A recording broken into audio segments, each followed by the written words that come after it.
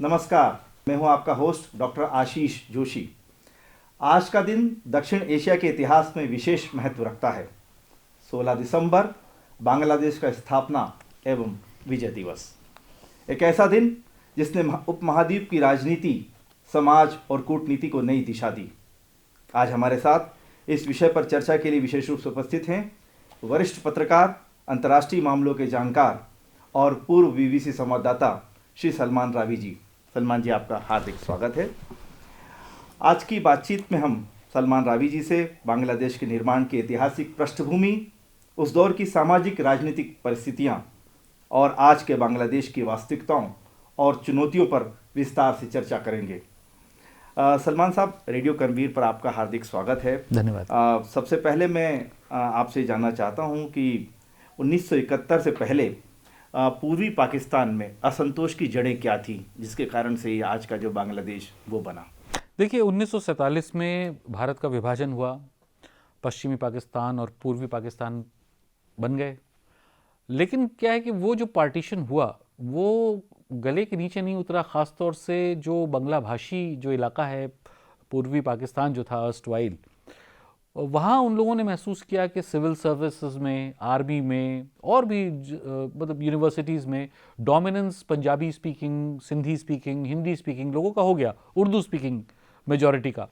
अब बांग्ला भाषी जो लोग थे उनकी अपेक्षा जो है वो शुरू हो गई। मतलब कंपैरेटिवली अगर देखा जाए तो जो रेशियो में इनको भी बहाल होना चाहिए था, नया कंट्री बना था, इनको रिप्रेजेंटेशन मिलना चाहिए था, तो ये है कि एक लुक डाउन अपॉन करते थे। क्योंकि एक क्या बोलते हैं ना कि एक वेल बिल्ड नस्ल के वो अपना फील करते थे कि हमारा एक अपर हैंड है, हम ह्यूमंस में सुपीरियर रेस हैं, तो हमारे अंदर जो है जो ब्लड है वो हम डोमिनेट कर सकते हैं।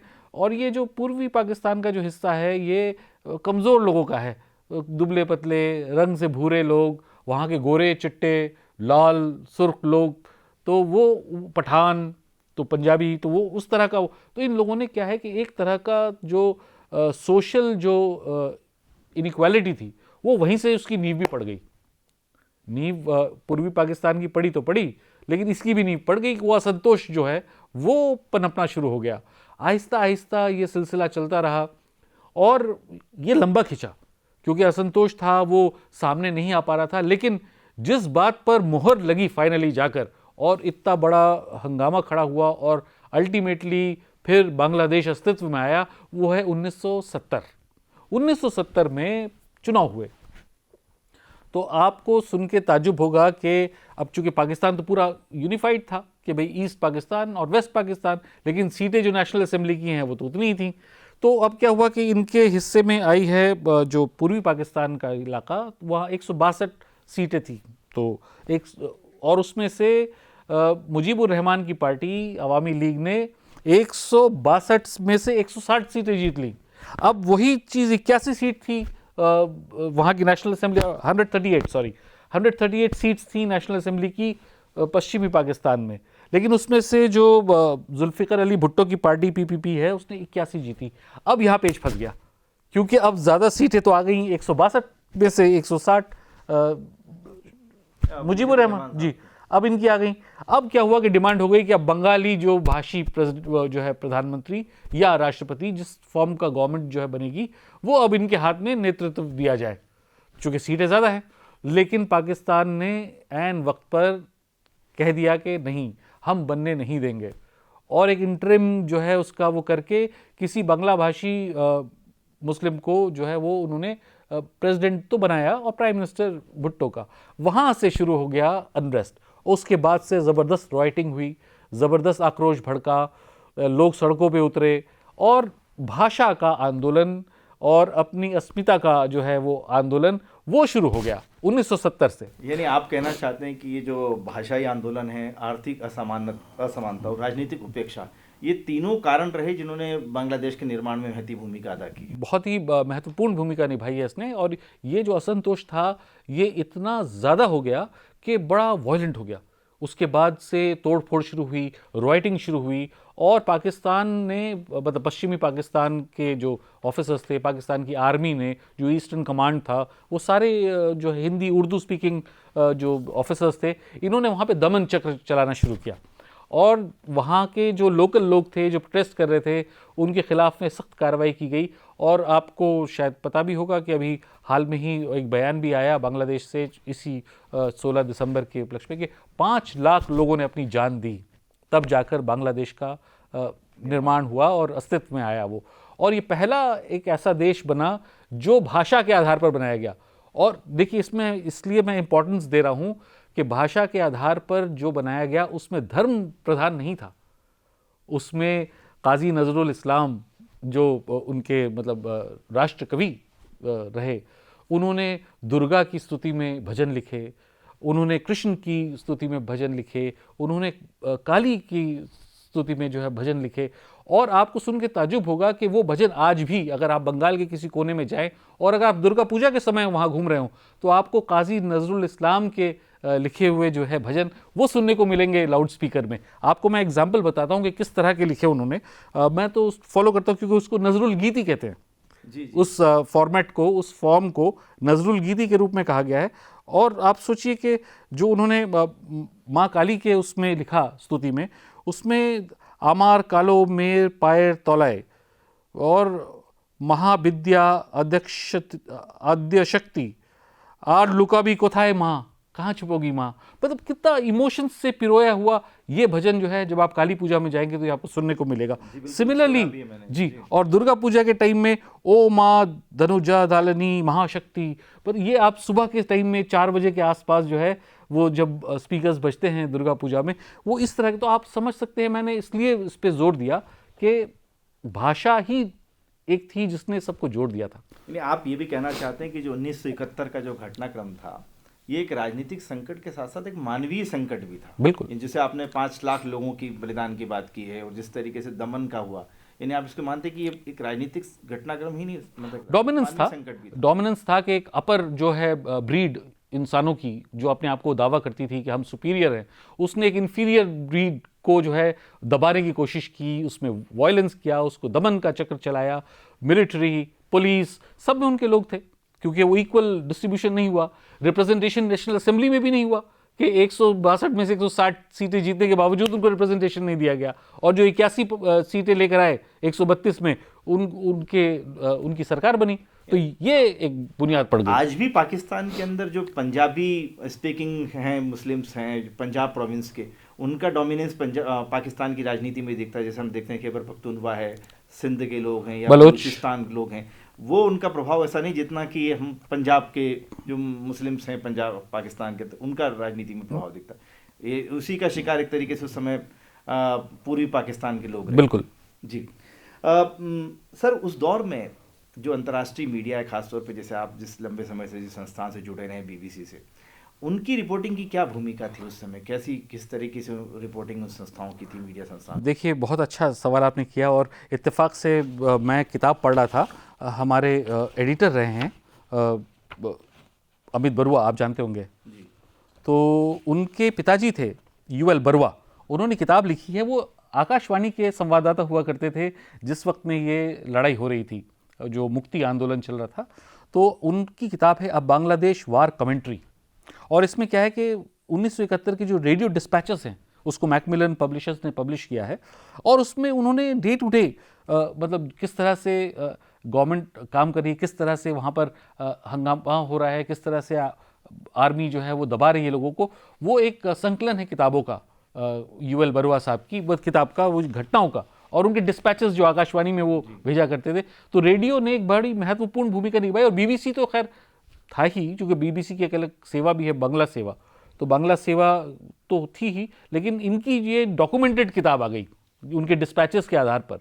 और वो किताब जो है, जो शोध करता है या जो पत्रकारिता के स्टूडेंट्स हैं या जिनको अभी बांग्लादेश के बारे में जानना होगा, और अगर वो पीछे जाएंगे 1971 के हालात के बारे में, तो ये किताब UL बरुआ साहब की ये बहुत जानकारी से भरपूर किताब है। तो ये वो उस पर रेफरेंस ले सकते हैं। यानी आपका मानना है कि जिस तरीके से मीडिया संस्थानों ने रिपोर्टिंग की, तो वो जो बांग्लादेश के लोगों का जो तत्कालीन पूरी पाकिस्तान था, उसके लोगों की पीड़ा पूरी दुनिया में अगर कहीं ले गए तो मीडिया के माध्यम से पहुंची थी, और ख़ास तौर पे रेडियो। रेडियो ने एक बड़ी महत्वपूर्ण भूमिका निभाई, इसलिए भी क्योंकि अभी तो कम्युनिकेशन रेवोल्यूशन का ज़माना है, टेक्नोलॉजी के रेवोल्यूशन का ज़माना है। उस टाइम में जो एक ही माध्यम था अवेलेबल जिससे लोग जानकारी हासिल कर सकते वो था रेडियो।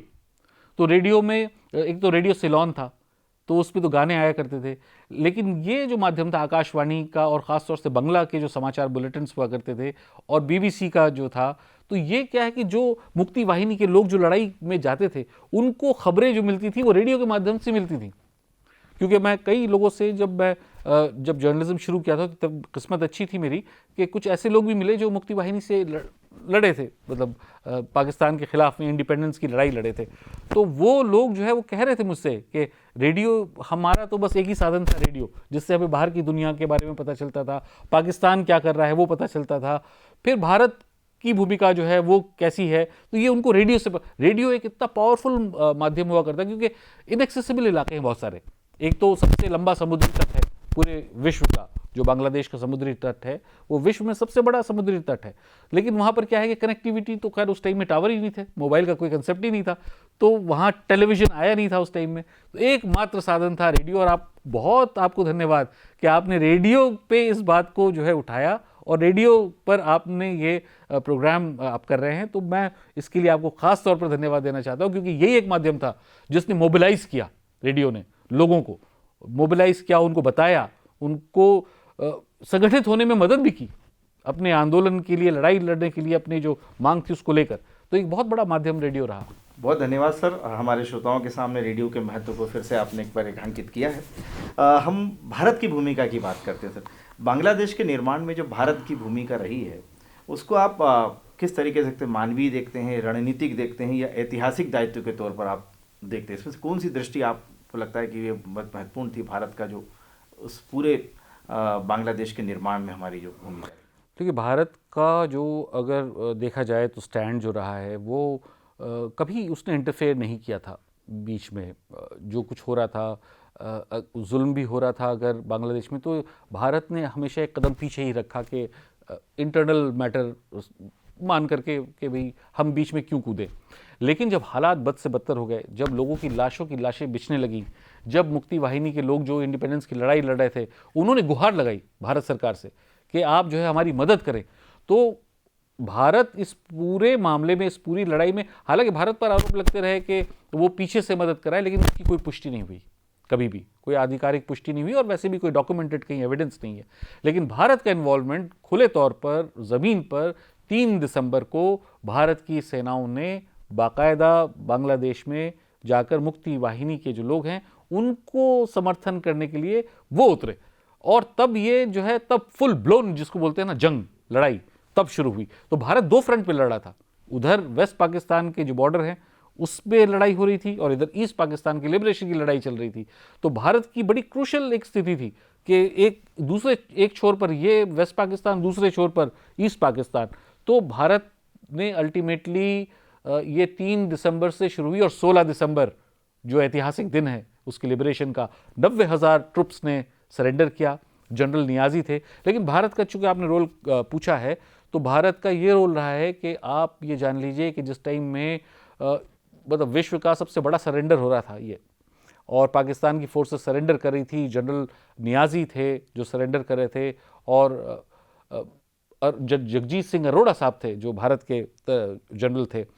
जब उनके सामने वो सरेंडर करने के लिए आए तो उनसे सिंबॉलिकली सिर्फ उनकी रिवॉल्वर रखी गई कि एक सिंबॉलिकल सरेंडर शो करता है, और 90,000 जो ट्रुप्स है उन्होंने अपने, किसी को भी खींच कर नहीं मारा भारत के फौज ने, किसी को भी बेइज्जत नहीं किया, जिसकी जो रैंक थी उसके हिसाब से उसको इज्जत दी, और उसके बाद सरेंडर के बाद खाना खिलाया।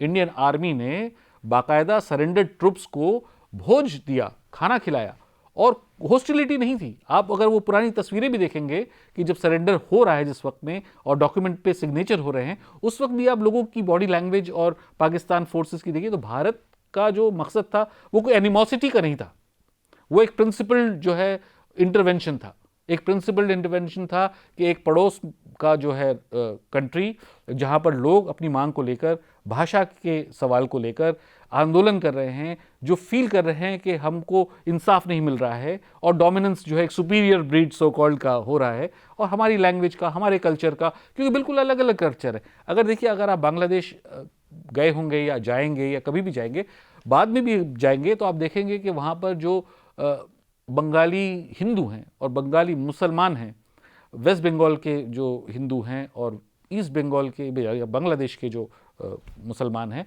बड़ी सिमिलरिटी मिलेगी आपको कल्चर में।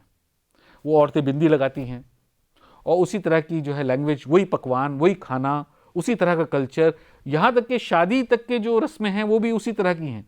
तो एक वो कल्चर, रिलीजन तो बिल्कुल बात की चीज़ है, लेकिन एक सोशल जो कल्चर है, और वो उनके गीत, उनके फोक सॉन्ग्स, वो जो माझी वाले जो गीत हैं आप सुनते होंगे, तो ये सब चीज़ों ने पिरोए रखा उस सोसाइटी को। और इसमें बहुत हद तक जो है कोशिश हुई, रेडिकल फोर्सेस घुसे, क्योंकि ओवर्ट तो नहीं तो कोवर्ट तरीके से जो है करने के लिए। तो अब शायद आप शेख हसीना के सवाल पर जब पूछेंगे तो मैं आपको बताऊंगा इस पर, जोशी साहब। सर, आज की जो देखें तो बांग्लादेश में जो हमारा भारत की जो भूमिका है, उसको लेकर हमारे समाज में और राजनीति में क्या धारणा आपको देखने को मिलती है? मैं अभी शेख हसीना से पहले के प्रकरण तक की बात करना चाहूँगा। देखिए, भारत ने हमेशा साफ तौर पर कहा है कि, और एक चीज़ और आपको मैं पॉइंट आउट कराना चाहता हूँ जो बड़ी सिग्निफिकेंट है। अगर आप पाकिस्तान के साथ भारत के बॉर्डर्स को देखेंगे तो आपको वहाँ पर जाते ही समझ में आएगा हॉस्टिलिटी है, एक तरह का जो है लगेगा कि संघर्ष वाला है, नफरत है। लेकिन ठीक उसके उल्टे जब आप बांग्लादेश के बॉर्डर पर जाइएगा तो वो चीज़ आपको नहीं मिलेगी।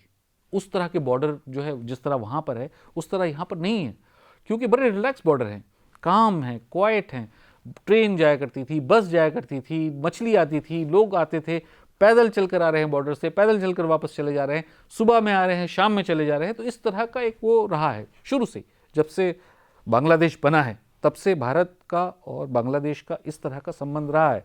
बांग्लादेश ने कभी इंटरफेयर करने की कोशिश, बांग्लादेश में भारत ने इंटरफेयर करने की कोशिश नहीं की। उनकी पॉलिटिकल उठापटक हुई, कई असैसिनेशन हुए, जियाउर रहमान, मुजीबुर रहमान, सबका असैसिनेशन हुआ, लेकिन भारत ने जो है कभी भी उनके इंटरनल मैटर्स में अपनी नाक नहीं घुसाई। हालांकि लोग आरोप लगाते रहे, लेकिन एक चीज़ बहुत सिग्निफिकेंट है कि जो पहले का बांग्लादेश था और जो अब का बांग्लादेश है, बहुत असर पड़ा है ये अगस्त 2024 का जो कुछ हुआ।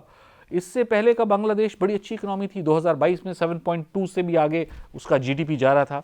उसका गारमेंट तो गोल्ड था, क्योंकि गारमेंट जो है वो एक्सपोर्ट करते थे वो सब जगह, textile mills, jute mills, T, तो ये सब चीज़ें। और ख़ास तौर से सर्विस सेक्टर में सबसे ज़्यादा अगर उनका जो है जीडीपी को कंट्रीब्यूट करता था वो सर्विस सेक्टर। हालांकि एग्रीकल्चर जो है ज़्यादातर लोगों का पेशा है, लेकिन सर्विस सेक्टर से जीडीपी में काफ़ी कंट्रीब्यूशन होता था। एग्रीकल्चर तो ठीक है क्योंकि एक कृषि प्रधान सोसाइटी रही है शुरू से, और दूसरा है कि फिशरी, क्योंकि नाव, माझी, और पुराने गीत एस डी बर्मन साहब के आपने सुने ही होंगे कि वो जो जब वो धुन बजती है तो लोगों को वहाँ की मिट्टी की खुशबू आती है कि ये बंगाल की है। तो बंगाल का एक कंसेप्ट था कि बंगाल जो है वो कल्चरली कभी डिवाइड नहीं हो सकता, कल्चर तो वही रहेगा, चाहे वो इधर का हो चाहे वो उधर का हो, वो उनको जोड़े रखता है। रिलीजन तो फिर बाद में आता है। बिल्कुल। अभी आपने शेख हसीना की बात की, वास्तव में चूँकि उनका आपने अगस्त 2024 का भी उल्लेख किया, तो शेख हसीना लंबे समय तक बांग्लादेश में शासन में रही हैं। उनके शासन में आप उनकी क्या उपलब्धि देखते हैं और किन विवादों में उनको आप देखते हैं? देखिए, शेख हसीना के साथ जो है हालांकि उनके क्रिटिक्स हैं जो बोलेंगे भारत के साथ कुछ मुद्दों पर उनकी असहमति भी रही, ख़ास तौर से तीस्ता का जो एग्रीमेंट है उसको लेकर, लेकिन उतना एग्रेसिव नहीं रहा बांग्लादेश का अप्रोच।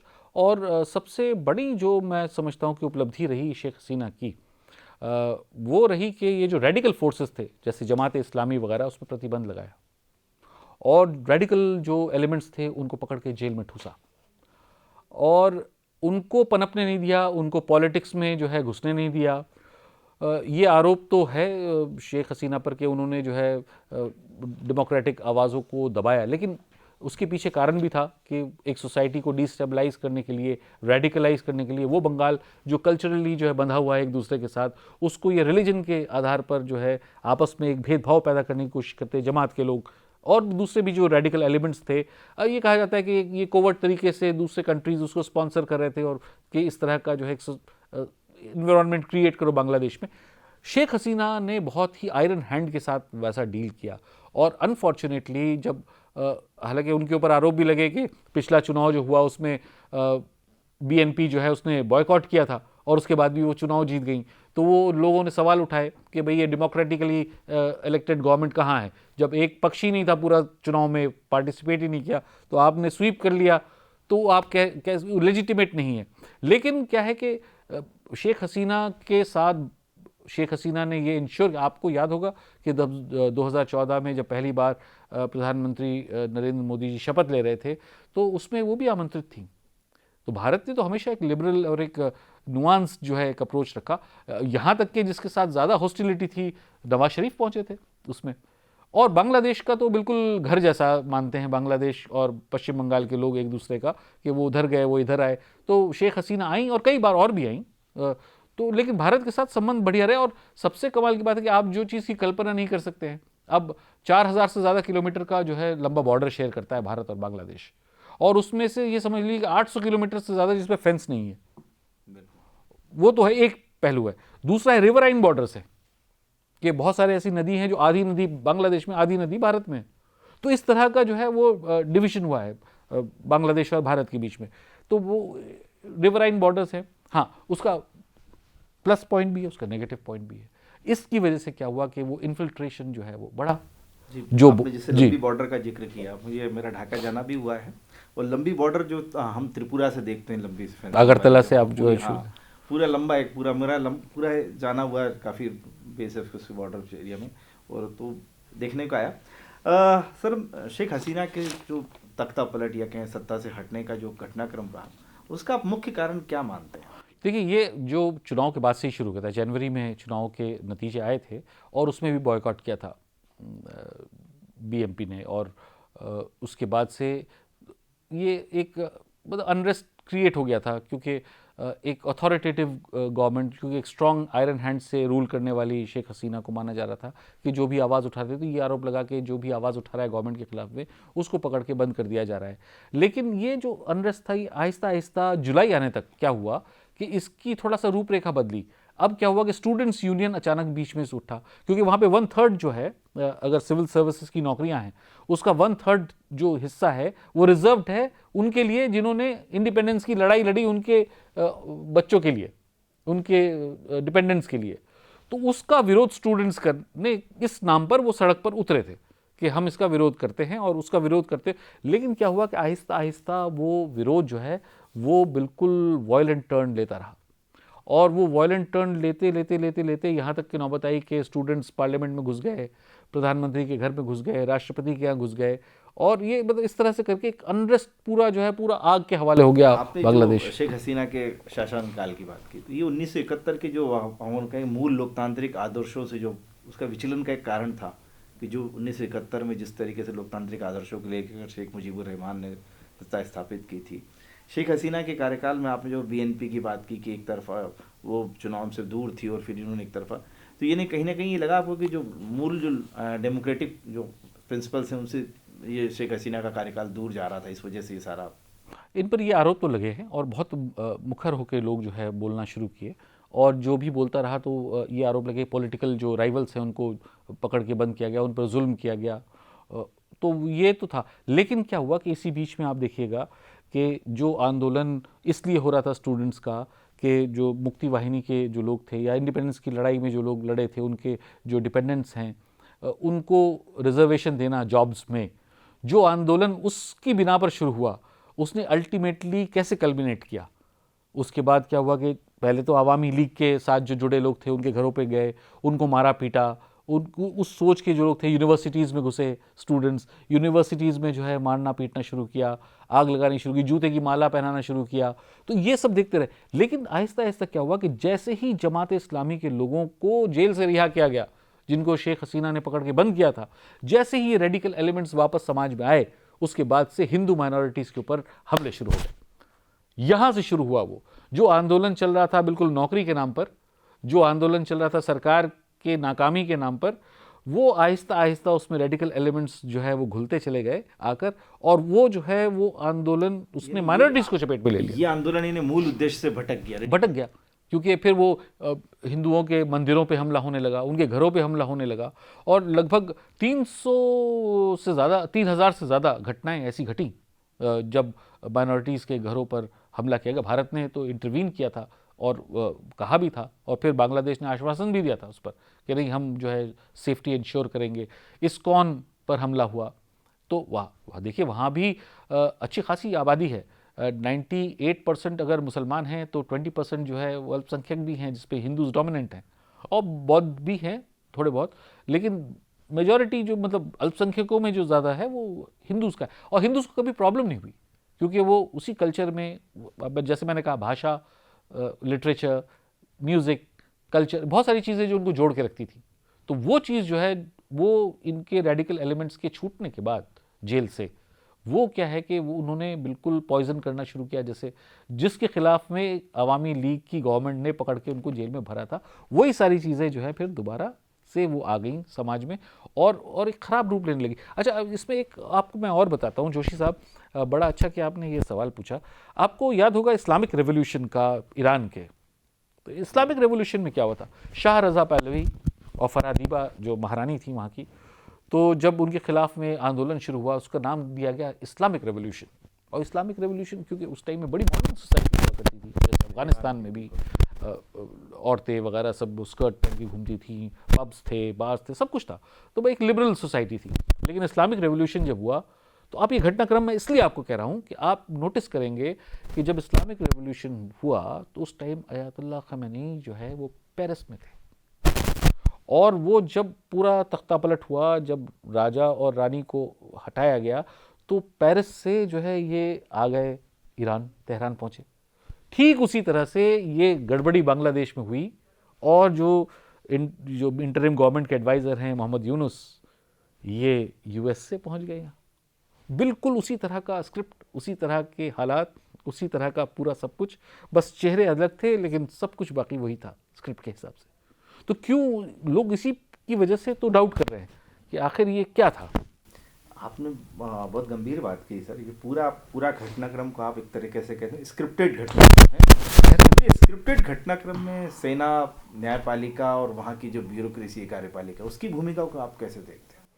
वो तो जो जिसकी लाठी उसकी भैंस, तो अब तो भैंस जो है वो तो लाठी वाले के साथ ही जाएगी, तो अब वो कुछ भी कर ले, तो रिवोल्ट तो नहीं कर सकती आर्मी, ना रिवोल्ट किया है। हालांकि बीच में हुआ था, रिवोल्ट किया था, क्या रैपिड एक्शन वो है उसके रब, जो एक पैरामिलिट्री फोर्स थी जिस पर यूएन ने टिप्पणी की थी, और उसको जो है फिर उसने रिवोल्ट किया था जब उस पर बैन लगाने की कोशिश की थी शेख हसीना ने। तो लेकिन अभी तो कोई रिवोल्ट वगैरह नहीं हुआ, लेकिन क्या है कि उन लोगों को टारगेट किया गया जो इन्होंने आइडेंटिफाई किया कि कौन लोग पिछली अब लेकिन उनकी भी मजबूरी है, जो भी गवर्नमेंट रहेगी ब्यूरोक्रेट को तो उसके साथ ही काम करना है। तो लेकिन क्या है कि कुछ लोगों ने एक्स्ट्रा माइल जाकर जो चिन्हित किए गए कि ये बहुत कंधे से कंधा रगड़ रहे थे, हुज हु के साथ जो है दे वर रबिंग शोल्डर्स, तो वैसे लोगों को चिन्हित किया गया, उन्हें हटाया गया। और ये एक लंबा फेज़ भी चला, चूँकि जब इंटरिम गवर्नमेंट बनी थी, मोहम्मद यूनुस साहब ने आश्वासन दिया था कि हम तो 6 महीने में चुनाव करा देंगे, तो 6 महीने का अब देखिए फरवरी बोल रहे हैं कि 16 हाँ अभी तय नहीं है, लेकिन टेंटेटिव अभी ये अनाउंसमेंट किया उन्होंने, क्योंकि अभी तो नेता भी नहीं है। अब बेगम खालिदा जिया की तबीयत बहुत ख़राब है, उनके पुत्र तौकीर रहमान वो भी बाहर हैं, वो भी बांग्लादेश में नहीं है।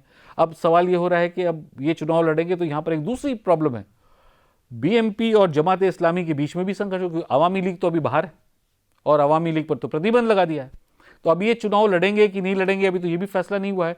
तो अब क्या होगा कि उस मैदान में वो जो छोटे छोटे संगठन अभी बने हैं आफ्टर दिस 2024 वाले बवाल के बाद, तो वो स्टूडेंट्स के जो बने हैं संगठन, उसके उनका उतना मास में पकड़ है नहीं। तो इसकी वजह से क्या है कि अब अगर चुनाव होते भी हैं तो 2 खिलाड़ी मैदान में रहेंगे, एक जमात इस्लामी वाले, एक बीएमपी। अब ये आपस में एक दूसरे को क्लैश करते हैं इंटरेस्ट को, तो अब इनके बीच में भी जो है टसल होगा, और टसल भी होगा तो वायलेंट होगा, क्योंकि जमात इस्लामी बहुत दिन के बाद जो है, बहुत सालों के बाद चुनावी अखाड़े में उतरेगी तो आपस में काफ़ी ज़ोरदार संघर्ष होगा। और इस वजह से भारत जो है बहुत प्रिकॉशन भी ले रहा है, क्योंकि वहाँ के हालात से सीधे इम्पैक्टेड भारत के हालात होते हैं। सलमान साहब, आपने बात की कि जैसे आयतुल्लाह खुमैनी साहब की कि वो पेरिस से आए, आपने बांग्लादेश वाले उनको कहा कि यूएस से आए। ये इस पूरे घटनाक्रम पे जो अगस्त 24 का घटनाक्रम है बांग्लादेश का, उसमें अंतर्राष्ट्रीय मीडिया और पश्चिमी देशों की जो प्रतिक्रिया को लेकर क्या आपको लगता है लोकतंत्र और मानवाधिकार के प्रश्न पर वहाँ दोहरे मानदंड दिखाई देते हैं? क्योंकि जिस तरीके से बांग्लादेश में हिंदुओं के साथ घटनाक्रम हुआ, हम देखते हैं कि वहीं जो मीडिया है, हम BBC समान और वेस्टर्न जो मीडिया ऑर्गेनाइजेशन उसकी बात करें और जो बाकी लोगों की भी बात करें वेस्टर्न, उनके थोड़े मापदंड दोहरे रहे हैं इस पूरे घटनाक्रम पे। देखिए, रहे हैं नहीं जोशी साहब, आप तो इतने पुराने जर्नलिस्ट हैं, आप जानते हैं अच्छी तरह से कि वेस्टर्न मीडिया हमेशा से बायस्ड रहा है। वो उनकी गवर्नमेंट को, उनके उसको जो सूट करता है नैरेटिव, उसको पेडल करते हैं। और ये जो एम्बेडेड जर्नलिज्म की शुरुआत की है, एम्बेडेड जर्नलिज्म क्या है कि हम सरकार की तरफ से, बिल्कुल, वो इराक में वेपन्स ऑफ मास डिस्ट्रक्शन के नाम पर जो है अमेरिकी चढ़ाई हुई, तो जर्नलिस्ट कैसे, किसके साथ गए? यूएस आर्मी के, नेटो फोर्सेस के साथ गए, एक्सेस पावर्स के साथ गए, उनके साथ जो है जाकर वो रिपोर्ट करें। इंडिपेंडेंटली लड़ाई के दूसरी तरफ पे तो कोई रिपोर्टर था नहीं कवर करने के लिए। तो जो नैरेटिव सेट कर दिया है वो नैरेटिव पे। अब देखिए क्यों हुआ, बेसिकली इस पूरे कन्फ्लिक्ट में ये समझ लीजिए कि $20 बिलियन या $21 बिलियन का चाइना के साथ ट्रेड है बांग्लादेश का। दूसरे नंबर पे भारत है 11 और तीसरे नंबर पे यूएस $10 बिलियन का। तो आप अंदाज़ा लगा सकते हैं कि इंटरेस्ट कैसे हैं। आप इसको समझिए कि 22%, 11% एंड 10%। बांग्लादेश जो है चाइना से बहुत करीब जा रहा था और जा भी रहा है, चाइना भी इंटरेस्ट ले रहा है, लेता आया है। तो यूएस को एक स्ट्रैटेजिकल जो है एक लोकेशन की भी तलाश थी कि हमारा कोई स्टूज रहेगा वहाँ पर तो हम चेकमेट कर सकते हैं चाइना को। तो अब लेकिन कितनी इसमें सच्चाई, क्योंकि फ्रंट चैनल डिप्लोमेसी में तो कहीं बातें सामने आती नहीं, बैकडोर डिप्लोमेसी में हो सकता है बहुत सारी चीज़ें हों जो हम डेसिफर नहीं कर सकते, क्योंकि देखिए डिप्लोमेसी की भी भाषा बड़ी अलग होती है। एक वो भाषा जो सामने पर्दे के सामने होती है और दूसरी होती है बैक चैनल। तो बैक चैनल वाला क्या है वो तो, अब जैसे बांग्लादेश के नेशनल सिक्योरिटी एडवाइज़र आए थे और अजीत डोभाल की मीटिंग हुई, लेकिन उसका मीटिंग का क्या मिनट्स था, क्या होता, उसके बारे में कोई बयान जारी नहीं हुआ। तो इस तरह से होती। तो ऑब्वियसली जो इतना जिसका स्टेक इन्वॉल्व है, बिजनेस का स्टेक, तो जाहिर सी बात है कि, और दूसरी बात है कि स्ट्रैटेजी, क्योंकि बे ऑफ बंगाल में जैसे अभी भारत का जो चीन के साथ भी थोड़ा सा कुर्बत बढ़ रही है, तो ऑब्वियसली अमेरिका भी एक ढूंढ रहा होगा स्ट्रैटेजिकली जहाँ पर अपना बेस बना सके। तो इस वजह से वो क्या है, पैम्पर कर रहा है वो, इस वजह से जो है वो ये सारा घटनाक्रम। अब वो यूएस से सीधे आना यूनुस का, वो उस बात का सिग्नल था। जो रीडिंग बिटवीन द लाइंस करते हैं डिप्लोमेसी में, वो ये चीज़ समझ रहे हैं कि कहाँ इंडिकेशन है, किस तरह। सिमिलरली नेपाल में हुआ, आप ये देखिए ना, सिर्फ बांग्लादेश ही नहीं, सिमिलर, हालांकि वहाँ पे कोई बाहर से नहीं आया यूएस से या पेरिस से, वहाँ तो वहीं की उनको बनाया गया इंटरिम जो है गवर्नमेंट के लिए जी। तो लेकिन घटनाक्रम तो एक जैसा है। उससे पहले श्रीलंका का देख लीजिए आप। तो ये लगातार इंडिया के जो नेबर्स हैं ये कैसे जो है डिस्टेबलाइज हो रहे हैं, कैसे वहाँ पर जो है social unrest, civic unrest, economic unrest. अभी बांग्लादेश की इकोनॉमिक जो हालत बहुत ख़राब है, बैंक्स का कबाड़ा हो गया है, एक्सपोर्ट्स ठप हो गए हैं, इंडस्ट्रीज बंद हो गई हैं। तो अब सोचिए कि जब 7.2 GDP था बांग्लादेश का 2022 में, वो अब जो है 3 के आसपास आ गया, जो इतना एक तरीके से फास्टेस्ट डेवलपिंग कंट्रीज में से गिना जा रहा था। अब आपको क्या बताऊं जोशी साहब, यही पैंट मैं पहना हुआ हूँ, हालांकि मैं सर अभी तो पहना नहीं।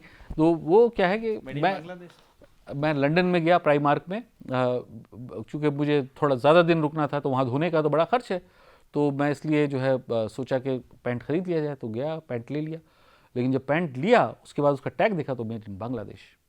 तो आप अंदाज़ा लगाइए कि इनका एक्सपोर्ट कितना मतलब पीक पर था। और जीडीपी में सोचिए 7.2, ये तो कहते गारमेंट इज गोल्ड, उनके लिए गारमेंट जो है इट वाज गोल्ड, क्योंकि उससे एम्प्लॉयमेंट मिल रहा था, उससे जो है उसकी इकोनॉमी बढ़ रही थी। लेकिन सब जो है वो नोज डाइव कर गया अगस्त 2024 में बांग्लादेश एकदम थर्ड वर्ल्ड कंट्री का, जिस तरह से अफ्रीकन कंट्रीज़ में है, डेवलपमेंट नहीं, बेरोज़गारी, इन्फ्लेशन का रेट बहुत ज़्यादा, अनएम्प्लॉयमेंट का रेट बहुत ज़्यादा, जो लोग मतलब समझिए कि वेल टू डू हो गए थे, जो खुशहाली आ गई थी, वो एकदम जो है मुंह के बल गिर गए जाकर, और आज बहुत ख़राब स्थिति में है बांग्लादेश। हाँ, बिल्कुल आपने ठीक कहा ना, केवल बांग्लादेश इकोनॉमी के क्षेत्र में भी, पॉलिटिकल में, हम डिप्लोमेसी के क्षेत्र में भी कहें तो हर बड़े फ्रंट पर लीड कर रहा था, चाहे वो कॉमनवेल्थ पार्लियामेंट्री एसोसिएशन हो, एब्सोल्युटली, चाहे इंटर पार्लियामेंट्री यूनियन हो, हर जगह हर फोरम पर बांग्लादेश लीड करने की पोजीशन में पहुंच रहा था। लेकिन इस पूरे घटनाक्रम से बांग्लादेश को बहुत झटका लगा है। आज बांग्लादेश का विजय दिवस, वहाँ का स्थापना दिवस है 16 दिसंबर। आज इस ऐतिहासिक दिन पर आप बांग्लादेश के नागरिकों को क्या संदेश देना चाहेंगे? देखिए, बांग्लादेश के नागरिकों के लिए तो एक ही चीज़ है कि जिस स्पिरिट को लेकर, जिस भावना को लेकर उन्होंने अपने देश का निर्माण किया, वो भावना और वो जो इमोशंस हैं, उसको किसी के हाथ में गिरवी न रहने दे, वो यही है, क्योंकि ये ब्यूटी है बांग्लादेश की। आप जर्नलिस्ट भी हैं और बांग्लादेश को आपने नज़दीक से कवर भी किया है। ऐसे में भारत और बांग्लादेश के जो मीडिया से जुड़े हुए लोग और जो बुद्धिजीवी हैं, उनको इस समय किस प्रकार की जिम्मेदारीपूर्ण भूमिका निभाना चाहिए? देखिए, अब क्या है कि अब जर्नलिस्ट के हाथ में बहुत कुछ रह नहीं गया। ये आप भी जानते हैं, इतने सीनियर जर्नलिस्ट हैं। अब तो इन्फ्लुएंसर्स आ गए हैं जर्नलिस्ट की जगह। अब सोशल मीडिया जो है, जिसके हाथ में मोबाइल है, वो कुछ भी पोस्ट कर रहा है। मिनिस्टर्स बांग्लादेश के कुछ भी बयान दे रहे हैं, पॉलिटिशियंस कुछ भी बयान दे रहे हैं, वो जो पॉलिटिकल एक्टिविस्ट हैं, सोशल एक्टिविस्ट हैं, वैसे इन्फ्लुएंसर्स कुछ भी कह रहे हैं, half bake stories, unconfirmed reports, इसके आधार पर जो है वो चल रहा है नैरेटिव।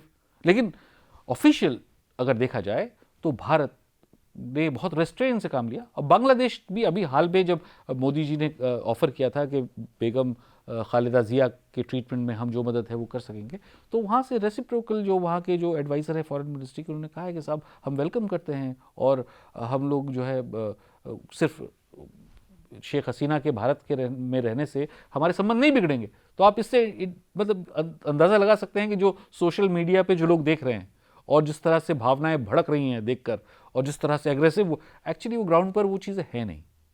तो इसलिए वो डिस इन्फॉर्मेशन का जो एक वो है, वो अभी वो दौर चक्र चल रहा है। अब हो सकता है कि इसलिए भी क्योंकि इलेक्टेड, डेमोक्रेटिकली इलेक्टेड गवर्नमेंट नहीं है, कोई पॉलिसी कोई फॉर्मुलेट नहीं कर पाई है। हो सकता है जब इलेक्टेड गवर्नमेंट आएगी तब वो इस पर शिकंजा कसे, तब जो है फिर, हालांकि भारत बांग्लादेश में अभी तक रिश्ते खराब नहीं हुए हैं, ये बात तो है। बहुत बहुत धन्यवाद साहब। सलमान रावी साहब, का इतिहास, सत्ता, लोकतंत्र और शहरी राजनीति, इन सभी आयामों पर आपका विश्लेषण निश्चित ही हमारे श्रोताओं के लिए गंभीर और विचारोत्तेजक रहा है। 16 दिसंबर केवल एक राष्ट्र के निर्माण की तिथि नहीं है, बल्कि यह हमें यह भी याद दिलाता है कि स्वतंत्रता के साथ उत्तरदायित्व और लोकतंत्र के साथ निरंतर आत्ममंथन, आत्मविश्लेषण आवश्यक है। इसी विचार के साथ मुझे दी इजाज़त।